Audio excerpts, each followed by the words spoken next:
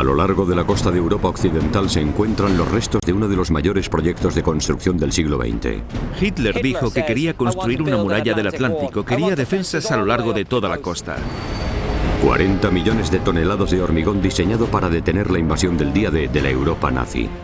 15.000 búnkeres a lo largo de una costa de casi 5.000 kilómetros.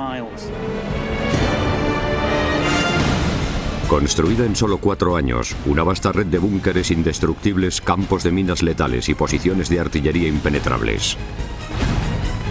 Eran un montón de piezas separadas que funcionaban juntas para crear un monstruo creciente. Es la fortificación más gigantesca jamás construida en la historia. Esta es la historia de la muralla del Atlántico de Hitler.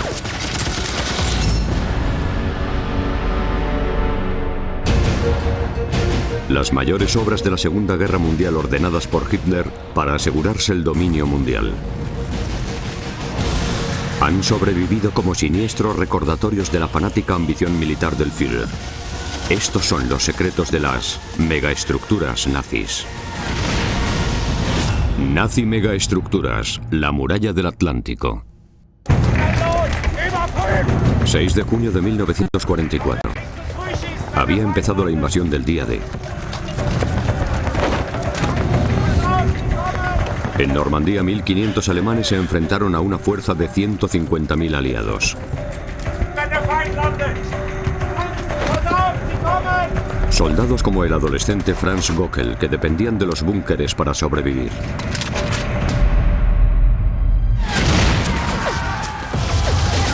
Búnkeres que formaban una extraordinaria fortificación de casi 5.000 kilómetros, conocida como la Muralla del Atlántico.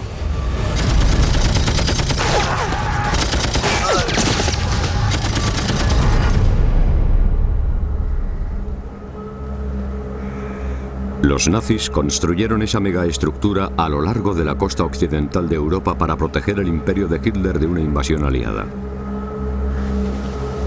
El doctor Peter Lieb, antiguo oficial del ejército alemán y experto en historia militar, ha estudiado la construcción de la muralla. Había búnkeres a lo largo de toda la costa de Francia, Bélgica y Holanda. Es la fortificación más gigantesca jamás construida en la historia.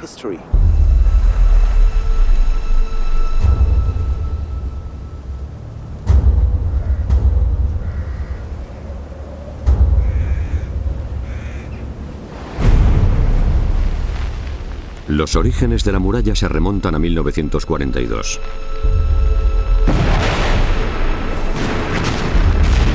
La invasión de Hitler de Rusia se había estancado y 1 millón de sus mejores soldados estaban comprometidos con las fuerzas soviéticas. Y en diciembre, el mayor temor de Hitler se hizo realidad. Estados Unidos se unió a la guerra. Hitler sabía que iba a ocurrir y que era muy mala noticia. No solo estaba muy ocupado con el frente oriental ruso, sino que ahora Gran Bretaña contaba con un poderoso aliado en el frente occidental, Estados Unidos. Con la incorporación de cientos de miles de soldados estadounidenses y armas para apoyarlos, los británicos representaban una seria amenaza para las conquistas de Hitler en Francia, Bélgica, Holanda y Noruega.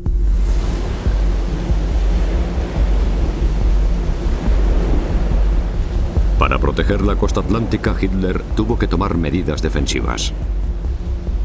Y puso en práctica la famosa Directiva 40, que básicamente consistía en abrir los ojos y decir: basta ya, necesitamos recomponernos. Y en una serie de puntos muy claros, detalló lo que esperaba de sus fuerzas militares y de sus cuerpos de ingenieros. Hitler exigió la construcción de una barrera defensiva de 5.000 kilómetros, casi el doble de la longitud de la costa este de Estados Unidos. Con baterías de artillería gigantes y búnkeres capaces de repeler cualquier invasión aliada por mar. Cuartel General, Organización Todt. La tarea de construirla recayó sobre un hombre.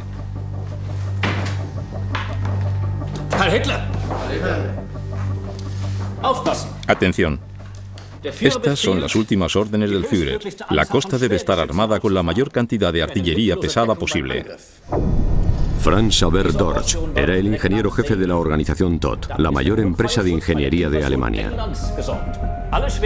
Los cañones tienen que estar rodeados de hormigón. Dorsch y sus colegas eran expertos en proyectos a gran escala. Eran los pioneros de la famosa Autobahn Nazi, la red de miles de kilómetros de carreteras que sigue existiendo. Dirigiré las obras en persona. ¿Está claro? Dorsch ya había construido 20 emplazamientos de artillería pesada en Calais, el puerto francés más cercano a Gran Bretaña y el lugar más probable de la invasión aliada.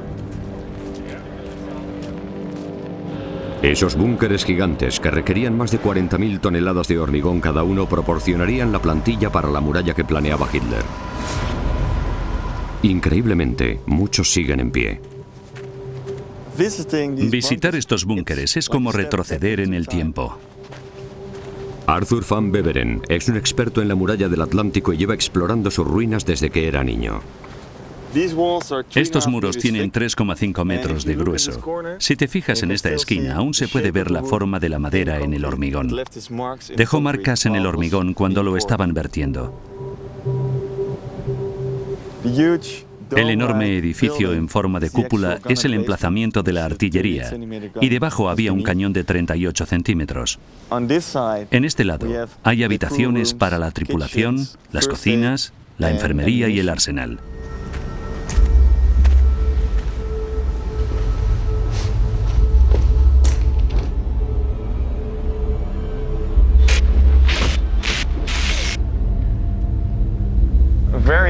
Era un lugar con una atmósfera especial.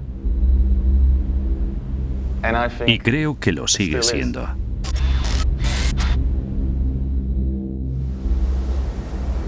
Los proyectiles medían 1,7 metros de largo y pesaban más de 800 kilos. Eran tan grandes que había que moverlos por dentro mediante un sistema de raíles por el techo.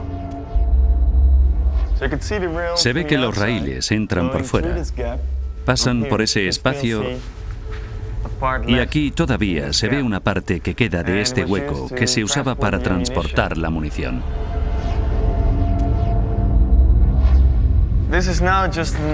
Ahora es un espacio vacío, pero hace 70 años había una puerta y una mesa. La munición estaba preparada, colocada sobre la mesa. Y a este lado había un pequeño tren que iba hasta el cañón. La munición se cargaba en el tren y se transportaba al cañón. Los cañones gigantes de las baterías de Calais eran capaces de hundir los mayores buques aliados de una flota invasora antes incluso de que zarpasen del puerto. Desde aquí, en días despejados, se ve Gran Bretaña al otro lado del canal. Está a solo 36 kilómetros. Y estos cañones podían penetrar 30 kilómetros en territorio británico. Entonces, Dorsch y su equipo de ingenieros se pusieron a construir una serie de emplazamientos y fortificaciones similares alrededor de puertos atlánticos estratégicos.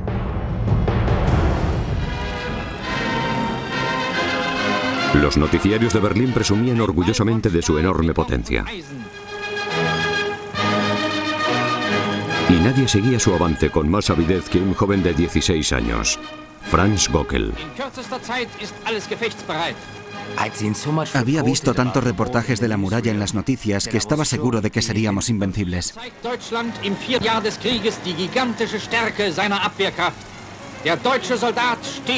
Franz Gockel pronto vería la muralla del Atlántico en persona, el propio día D.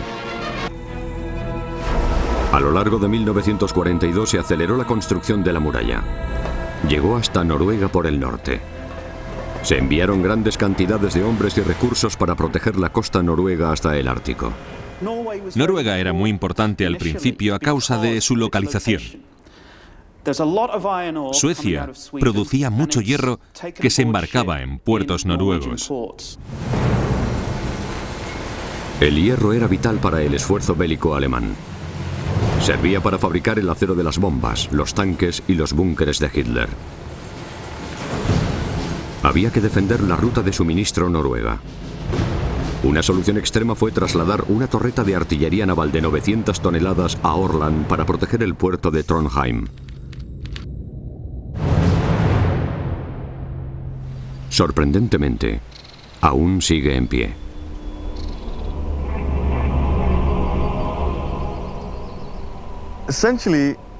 En el fondo es un barco construido en tierra, dentro de esta montaña. Se abrió un profundo pozo de 5 pisos de hondo en la montaña y se rellenó de hormigón y se colocó la torreta en ese pozo.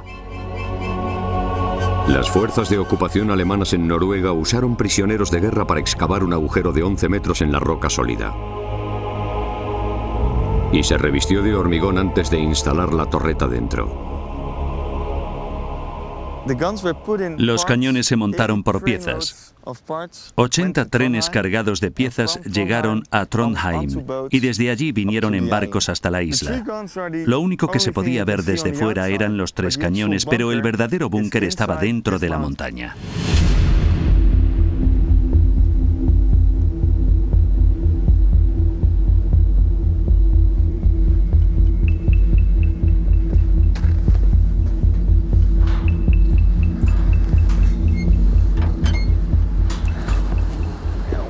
Cuando se mira alrededor, se ve que la ingeniería estaba perfectamente diseñada por todos lados. Eran un montón de piezas separadas que funcionaban juntas para crear un monstruo creciente. El suelo negro que vemos era la torre del barco. Esta parte es el búnker, el pozo que se hunde en la montaña. Es la parte que no se movía. Esto es hormigón y esto es un pozo de 5 pisos de hondo como si fuera un barco. Como cuando estaba en un barco, el enorme cañón tenía que poder girar. La torre entera descansa en estos cojinetes que nos rodean. Son muy pesados, pesadísimos, de unos 40 o 50 kilos. Y todos descansan en el raíl que rodea el pozo. 130 bolas de acero soportaban el peso del cañón de 900 toneladas y permitían que girase con suavidad. Los proyectiles y el propulsor se almacenaban 5 niveles por debajo del cañón. Aquí hay 3 tipos distintos de munición: proyectiles altamente explosivos, proyectiles perforadores de blindaje e incluso proyectiles con detonador temporizado. Para mover esos proyectiles de 300 kilos, los ingenieros nazis diseñaron un ingenioso ascensor hidráulico.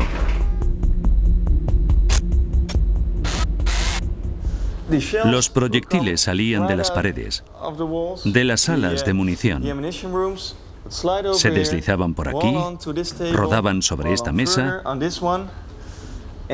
rodaban más lejos sobre esta y cuando por fin llegaban aquí podías darles la vuelta.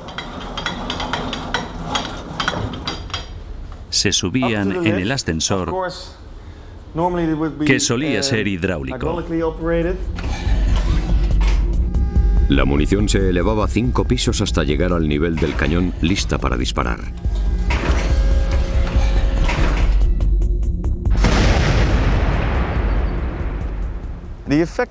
El alcance de los proyectiles era de unos 37 kilómetros, hasta donde llega la vista. Se puede encontrar el mismo tipo de búnkeres desde el norte de Noruega hasta el sur de Francia. No son simples bloques de hormigón, son enormes buques en tierra. A lo largo de las baterías fuertemente defendidas de los puertos de Movík, Cherburgo, Brest y la isla de Jersey, empezó a cobrar forma una formidable instalación defensiva. Pero Hitler se dio cuenta de que seguía sin bastar. Entre los puertos había largos trechos de tierra sin defender. Hitler ordenó que construyeran otros 15.000 búnkeres a lo largo de 5.000 kilómetros de costa, defendidos por 300.000 soldados. Hitler quería que cada centímetro de los 5.000 kilómetros de costa atlántica estuviera defendido por una línea continua de fortificaciones. Y quería que estuviera acabada en mayo de 1943, en solo 7 meses. Speer contó que Hitler pasaba las noches diseñando búnkeres de hormigón.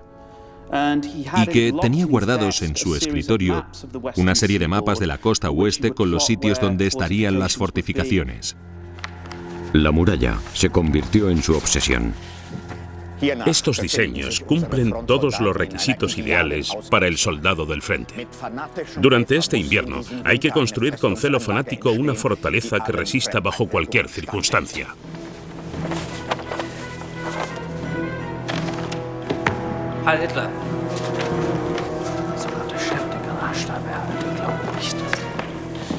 La labor de hacer realidad la muralla de Hitler recayó en su ingeniero jefe, Dorsch. Es el volumen máximo de construcción que podemos encajar. No podemos asumir nada más. Dorsch tenía sus dudas, pero nadie llevaba la contraria al Führer.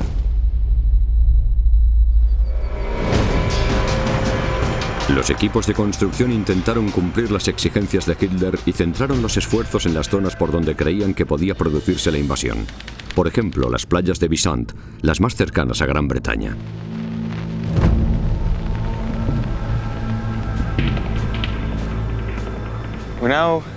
Estamos en un búnker de artillería antitanques. Se construyó en marzo de 1943 y es del tipo 631. Los alemanes diseñaron unos 500 tipos de búnkeres distintos. La muralla del Atlántico no era una línea de búnkeres, estaba compuesto de varios puntos fuertes con espacios abiertos entre ellos. Con las fuerzas aéreas británicas controlando el cielo, los 475 soldados destinados aquí vivían con un miedo constante a los ataques. Cuando se produjera una invasión, grandes tanques subirían por la playa. Y este búnker alojaba el cañón que los detendría.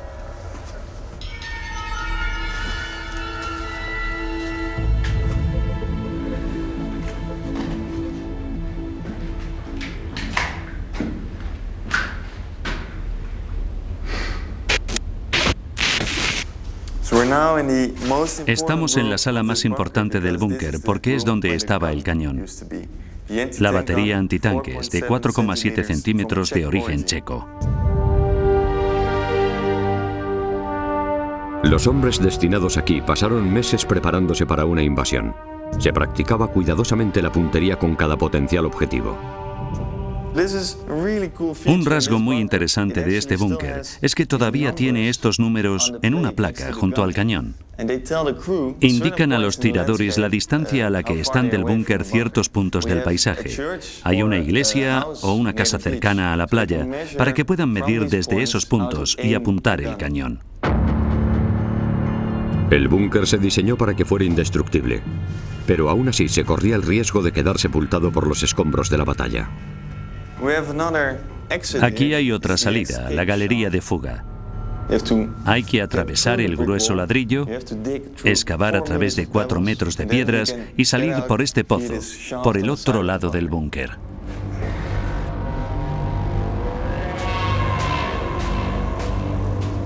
Hoy recorrer estas estructuras es como caminar por Stonehenge, porque resultan muy enigmáticas. Pero si las viésemos operando con todo el equipamiento, con toda la artillería y los soldados dentro, nos impresionaría mucho el desarrollo que habían alcanzado como espeluznantes máquinas de combate. Cuando llegó la fecha límite de mayo de 1943, solo estaba terminado el 30% de los búnkeres exigidos por Hitler. Como ingeniero jefe, Xaver Dorsch sabía que Hitler le echaría la culpa. Hemos entregado 9.671 búnkeres listos para ocupar y hemos acabado la estructura de hormigón de otros 1.500. Pero Dorsch carecía de los recursos necesarios para aumentar la producción. La guerra se había prolongado 4 años y a los alemanes se les estaba acabando el material, el dinero y los hombres. A Hitler le irritaba mucho que los recursos del frente occidental, de la muralla del Atlántico, se desangrasen en el frente oriental. Y promulgó un edicto que decía que nadie podía retirar nada ni a nadie de la muralla del Atlántico sin su permiso directo previo. Octubre de 1943. Colleville, Normandía.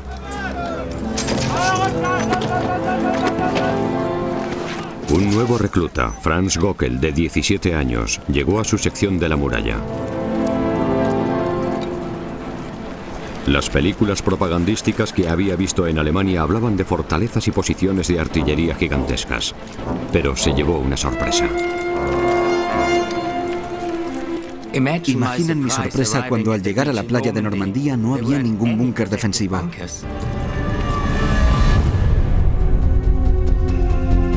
Hitler creía que la invasión aliada se produciría por Calais, el puerto francés más cercano a Gran Bretaña.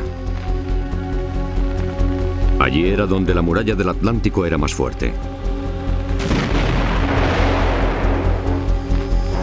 En las playas normandas había pocos vigías. El diario de Franz Gockel habla de días felices nadando y jugando en la playa de Colleville, en un tramo que luego se conocería como Omaha Beach.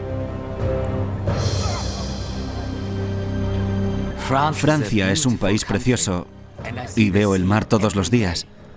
No tengo mucho que hacer. Era una vida cómoda comparada con los horrores del frente oriental. Los hombres estaban contentísimos de estar en Francia.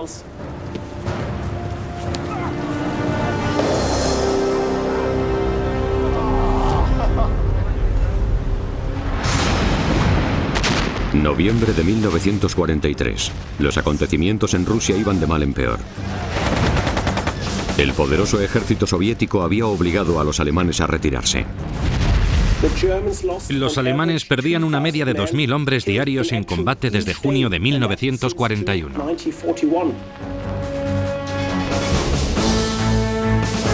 Hitler y sus generales se enfrentaban a una crisis. Tenían que luchar en dos frentes. Tenían millones de soldados comprometidos en el este y 5.000 kilómetros de costa que defender en el oeste. Los nazis habían asignado 300.000 soldados a los búnkeres de la muralla del Atlántico, pero eran tropas inexperimentadas. Los ocupantes de los búnkeres solían ser soldados jóvenes de 17 o 18 años, o padre de familia de 30 y muchos años. Los hombres de entre 20 y 25, los mejores soldados en términos militares, estaban sobre todo en el frente oriental. El alto mando nazi contaba con que los millones de toneladas de hormigón y acero resultasen eficaces a la hora de mantener alejados a los aliados.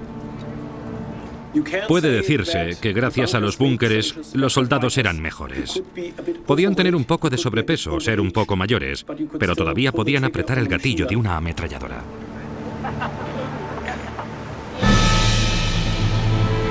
Puede que los búnkeres compensasen el problema de las tropas inexperimentadas, pero de media solo había 100 soldados alemanes para defender cada kilómetro de costa. Y solo se había terminado el 50% de la muralla inexpugnable de Hitler.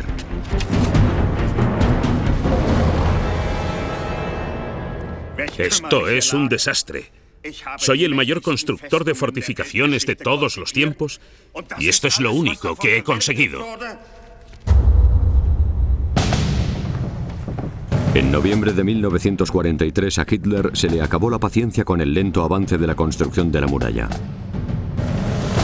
y nombró a un nuevo comandante para que se hiciera cargo. Un hombre cuya legendaria dureza en la batalla compensaría los puntos débiles de la muralla. El mariscal de campo, Erwin Rommel.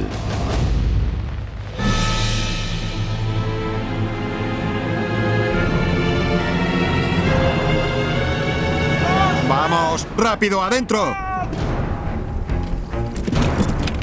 Rommel se puso de inmediato a inspeccionar toda la longitud de la muralla del Atlántico.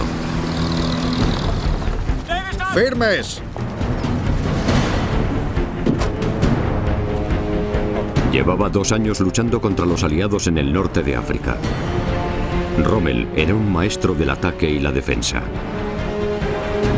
Y lo que vio en Normandía le impactó.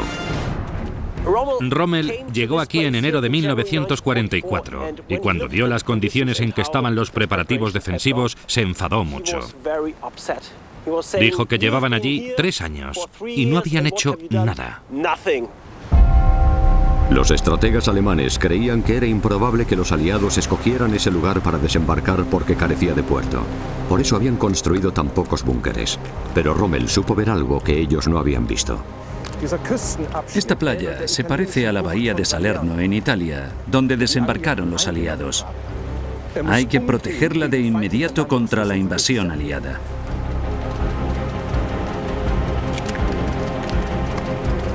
Si los británicos consiguen poner pie en tierra firme, ya no podremos expulsarlos.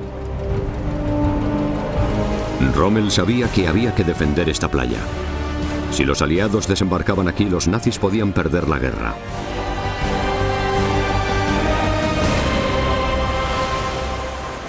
Y tenía motivos para estar preocupado. Al otro lado del canal se estaban congregando 150.000 soldados en secreto. La muralla del Atlántico estaba a punto de enfrentarse al máximo desafío. Y en la playa de Omaha, Franz Göckel sufriría toda la fuerza de los ataques.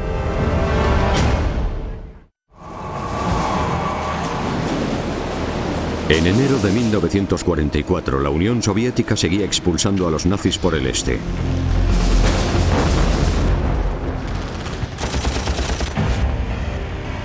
Y en el oeste, la muralla del Atlántico de Hitler distaba mucho de estar terminada.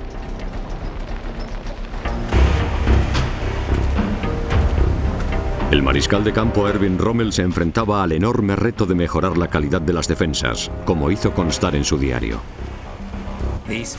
Estas fortificaciones son obra de un ingeniero que no es eficiente estratégicamente y no tiene ningún conocimiento de la guerra. La experiencia de Rommel combatiendo a los aliados le había enseñado que para repeler una invasión hacía falta una planificación meticulosa, y él tenía una estrategia muy clara. Rommel creía que había que aplastar la invasión enemiga en el mar o al menos en la playa. Si el enemigo pasaba de la playa, creía que la batalla estaba perdida. Para defender cada playa, Rommel quiso construir miles de pequeños búnkeres más, para soldados individuales armados con artillería pesada. Serían más rápidos de construir, pero persistía el problema de la dotación de personal. A medida que avanzaba la guerra, ya no tenía mano de obra de la que disponer dentro de Alemania. Y tuvieron que reclutar obreros entre los polacos, los checos, los franceses, en los campos de concentración. Prisioneros de guerra aliados. Fue una medida inhumana.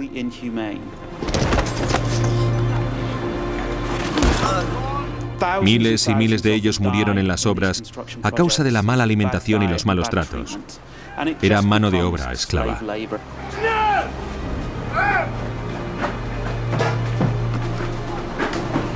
Se obligó a trabajar en las obras a 32.000 civiles. Fue un plan brutal, pero eficaz. Se construyeron búnkeres a lo largo de casi 5.000 kilómetros de costa, agrupados en conjuntos denominados WZ. WZ o Widerstandsnest significa nido de resistencia en español.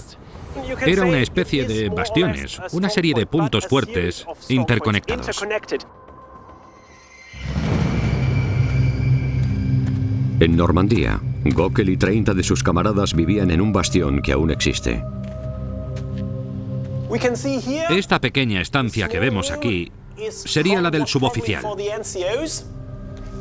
Y aquí está el alojamiento de los demás rangos. Y entre ellos estaba Franz Göckel, de 18 años. Por supuesto, los soldados no se quedaban aquí todo el tiempo. Estaban de guardia, trabajaban en las obras y recibían entrenamiento militar. El bastión de Göckel estaba en el extremo este de un trecho de costa Normandía que sería tristemente célebre: Omaha Beach. Para defenderlo contaban con 13 emplazamientos de artillería que incluían 2 cañones antitanque y 3 morteros.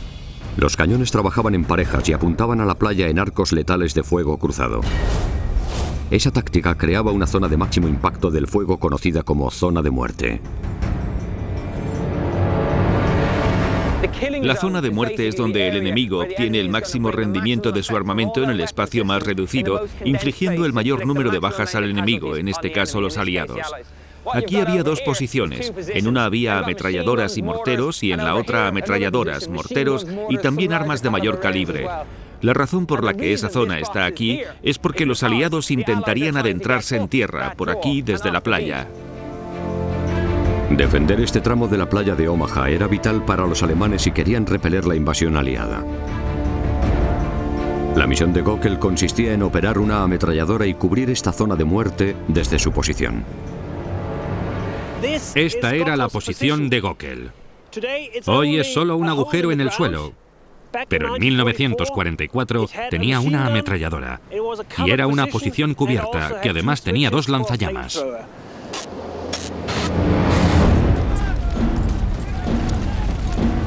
El búnker de Gockel se acabó en mayo de 1944, junto a miles más que protegían la costa desde Noruega hasta la frontera española. Pero Rommel aún no estaba satisfecho. Solo con los búnkeres no bastaba y quería otros tipos de estructuras defensivas para ayudar a rechazar la invasión aliada.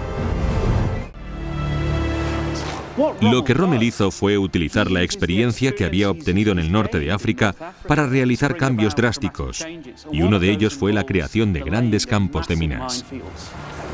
Ordenó que pusieran 50 millones de minas a lo largo de la costa francesa, en el mar y en la playa.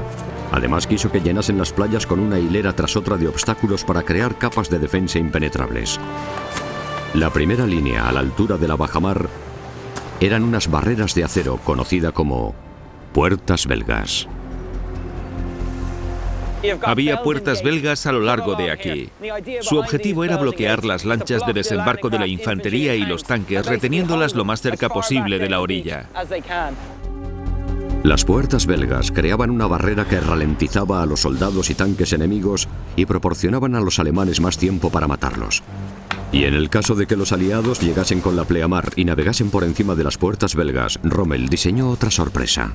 Aquí estaban los troncos ariete. Eran una especie de postes de telégrafos cortados y elevados sobre mi cabeza a un ángulo de 30 grados, con otros dos que los sujetaban por aquí. Y al final había hojas de sierra que rasgarían el fondo de las lanchas de desembarco si los aliados llegaban con la marea alta. Pero incluso con eso no bastaba. Los alemanes recurrieron a cualquier cosa que pudiera entorpecer y ralentizar a las fuerzas de desembarco. Esto era el tercer cinturón, lo que llamaban erizos, que eran estructuras de acero colocadas a ángulos como estos para impedir que alguien subiera por la playa. Y si las lanchas de desembarco por fin lograban llegar a la playa, esto era la última línea de defensa para parar en seco a los tanques aliados. Es un tetraedro de hormigón con acero incrustado. Era uno de los últimos obstáculos del plan de defensa de las playas. Hay que imaginar que había un montón de ellos desperdigados por la playa, conectados cada 5 metros. Los tanques chocaban con ellos y eran tan resistentes que los hacían volcar. Las ruedas subían por aquí y resbalaban por un lado, sobre todo si eran ruedas finas. En junio de 1944, Rommel seguía tratando de terminar las defensas alemanas de la costa atlántica. Mientras tanto, al otro lado del canal, las tropas aliadas ya estaban listas. La muralla del Atlántico de Hitler había costado miles de millones de marcos y consumido millones de toneladas de hormigón. Pero todavía estaba plagado de huecos. Rommel prometió a Hitler que lo acabaría todo en mayo del 44, pero seguía incompleto. Muchos de los búnkeres de la muralla del Atlántico carecían de armamento, o de hombres, o de alambre de espino, o de campos de minas. El 5 de junio, Gockel pasó el día patrullando los acantilados de la playa de Omaha. Sin que lo supiera, más allá del horizonte, miles de soldados británicos, canadienses y estadounidenses habían zarpado para comenzar la invasión. A las 2 de la mañana del 6 de junio, el séptimo ejército dio la alerta de nivel 2, que era el nivel de alerta más alto del ejército alemán. E inmediatamente, los hombres del regimiento de artillería, que en este caso era de la primera compañía, se trasladaron a sus posiciones aquí, en WN 62.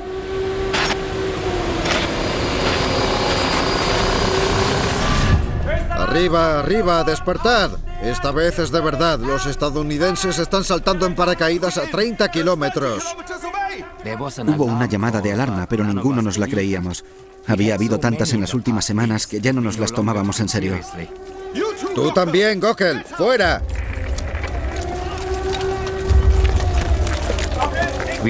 Corrimos a nuestros puestos y preparamos las ametralladoras, la artillería pesada y los morteros. Gockel y sus camaradas creían que la invasión se produciría por un puerto grande como Calais. Nunca imaginaron que tendría lugar en su playa. ¿Gockel tiene munición? ¡Id a comprobarlo! Hitler y muchos otros estaban convencidos de que tendrían lugar en un gran puerto, porque tendrían que desembarcar el material. No se imaginaban que los aliados habían solucionado ese impedimento gracias a las Melbury Harbors. Los aliados inventaron un ingenioso modo de evitar los puertos fortificados y construyeron la primera bahía flotante del mundo, conocida como Melbury Harbor, y la remolcaron a Normandía.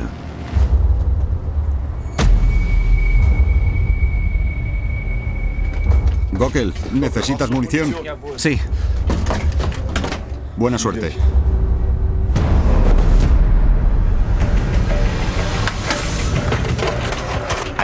Intenté concentrarme en mi arma y quitarme de la cabeza lo que estaba pasando.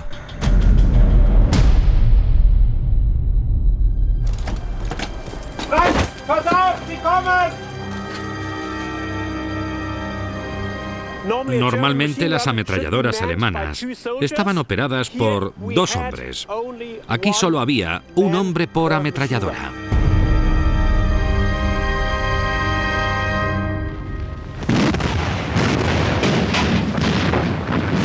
Los buques de guerra aliados comenzaron un bombardeo a gran escala de las posiciones alemanas.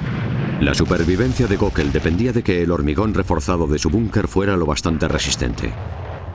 Los proyectiles pesados continuaron estrellándose contra la tierra y silbando por el aire. Chocaban contra el hormigón y contra el suelo con un ruido sordo. El búnker de Gockel resistió el ataque, pero no era más que el principio.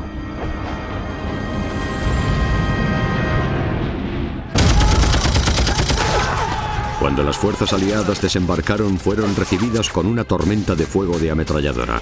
500 alemanes tenían que defender una playa de 5 kilómetros contra 35.000 estadounidenses. Había comenzado la máxima prueba de la muralla del Atlántico. Los alemanes dispararon todas las armas que tenían disponibles. Lanzallamas, ametralladoras, cañones, toda la artillería, desde tierra adentro. Fue el momento de mayor resistencia de los alemanes.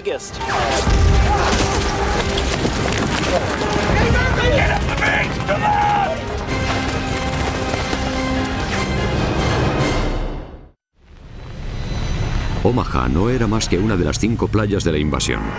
150.000 soldados estadounidenses, canadienses y británicos estaban desembarcando a lo largo de la costa normanda. Y la enorme muralla del Atlántico estaba comenzando a resquebrajarse. A 160 kilómetros de allí aguardaba la reserva blindada de tanques alemanes. Si les llamasen para taponar los agujeros, todavía habría posibilidades de expulsar a los aliados. Pero había un problema. Hitler estaba dormido y nadie se atrevió a despertarle. Fue crucial porque Hitler era el único que podía movilizar las reservas blindadas. Y además, cuando se despertó, no se creyó que fuese la gran invasión. Los tanques permanecieron lejos, tierra adentro. Y el otro único hombre que podía marcar la diferencia estaba aún más lejos, en Alemania, celebrando el cumpleaños de su mujer. Rommel dijo que las primeras 24 horas eran cruciales para detener la invasión aliada. Y el 6 de junio no estaba allí. Rommel volvió de Alemania a última hora de la tarde y llegó a Francia para coordinar las medidas defensivas. Pero para entonces los aliados ya habían conquistado las playas.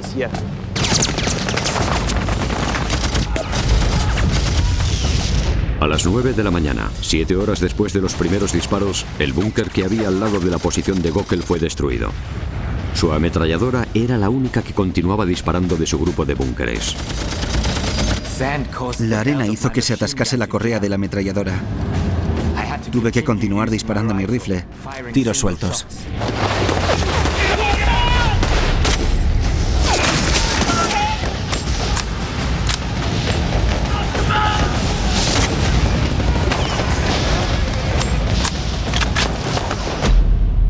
Asombrosamente, los alemanes estaban conteniendo a los estadounidenses. Pero a pesar de los meses de preparativos, se les estaba acabando la munición.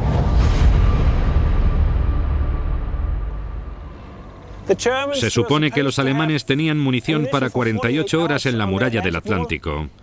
Pero, en realidad, en esa sección solo tenían munición para 3 horas y media. Así que a las 10 de la mañana a los alemanes empezaron a acabárseles la munición.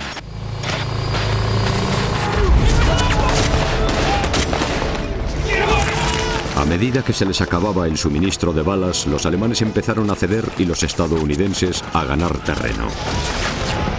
Göckel y sus camaradas se vieron obligados a retirarse.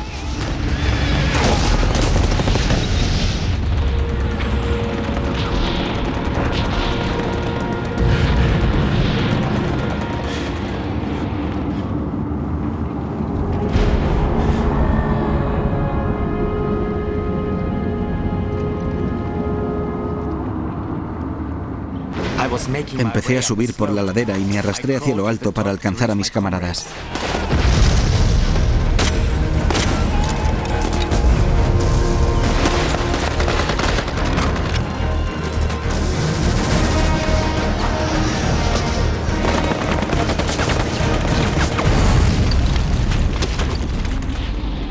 Vi que 3 dedos de una mano me colgaban de un hilo. Herido, Göckel se retiró con los pocos supervivientes de su compañía.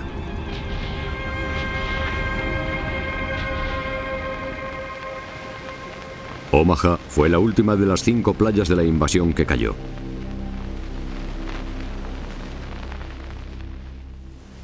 La Gran Muralla del Atlántico tardó 3 años en construirse, pero fue franqueado en cuestión de horas. Los alemanes perdieron la batalla y pronto perderían la guerra. A pesar del coste de millones de marcos y de metros cúbicos de hormigón empleados en la construcción de la estructura, la muralla del Atlántico no pudo contener la invasión aliada. La muralla del Atlántico no funcionó por varios motivos. Estaba demasiado extendido, tenía demasiados huecos y la política en la que se basaba era defectuosa. Los alemanes nunca trazaron un plan para luchar con la máquina que habían construido y aprovecharla en la guerra.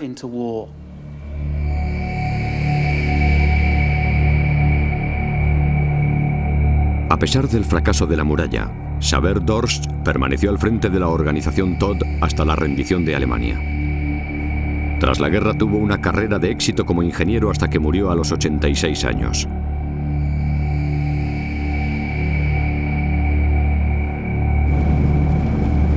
Rommel fue obligado a suicidarse por Hitler solo 4 días después del día D. Franz Göckel sobrevivió a la guerra, regresó a Alemania donde se casó y vivió hasta los 80 años. Volvió a Normandía varias veces para recordar a los hombres que murieron por y contra la muralla. Creo que el día D fue el suceso más importante ocurrido en Europa en los últimos 500 años. Se acabó con la Alemania nazi y se recuperó el control de la civilización. Fue un acontecimiento impresionante. Y funcionó porque los aliados supieron actuar y los alemanes no. Así de sencillo.